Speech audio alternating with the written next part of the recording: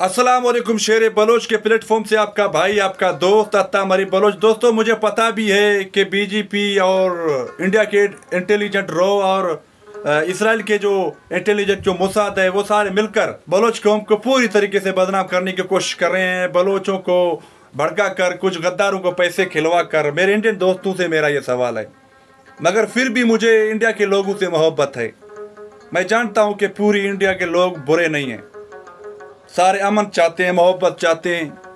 आप क्या चाहते हो कि इंडिया पाकिस्तान के बीच में मोहब्बतें हो, कारोबार हो, क्रिकेट हो, पाकिस्तान की टीम इंडिया में जाए, इंडिया की टीम पाकिस्तान में आए, जो हमारे मुल्कों का जो पैसा है वो अपने ही मुल्क में रहे। मगर हम चाहते हैं कि हम दुबई में जाकर खेलें, या तो खेलेंगे ही नहीं, या तो ऑस्ट्रेलिया में, इंग्लैंड में, बांग्लादेश में, किसी और मुल्क में जाकर खेलें। असल मकसद तो ये है कि हमारा जो पैसा है वो हमारे पास आनी चाहिए। हमसे दूसरे लोग फ़ायदा ले रहे हैं। इंडिया पाकिस्तान के मैच में कितना फ़ायदा होता है दूसरे मुल्कों को, दूसरे लोगों को, मगर हम अपना नुकसान खुद कर रहे हैं।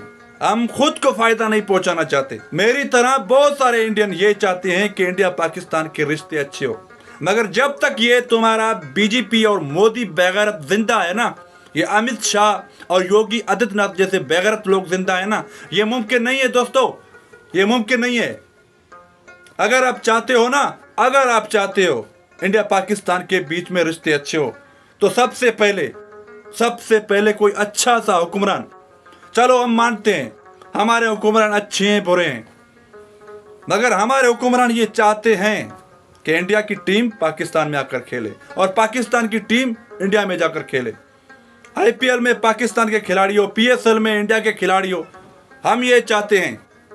मैं खुद चाहता हूँ, मैं बलोच हूँ ना, मुझे पता है कि मोदी और बीजेपी की तरफ से बलोच कौम को बदनाम किया जा रहा है, मगर फिर भी मेरे दिल में इंडियंस के लिए इज्जत है, क्योंकि मुझे पता है कि मोदी अपने मुल्क की इज्जत बेच रहा है, अपने मुल्क के छोटे छोटे नाबालिग बच्चियों को अगवा करवा के बेचता है, अपने मंदिरों से सोना चोरी करवा के वो बेचता है, अपने मुल्क के वकार को बेचता है।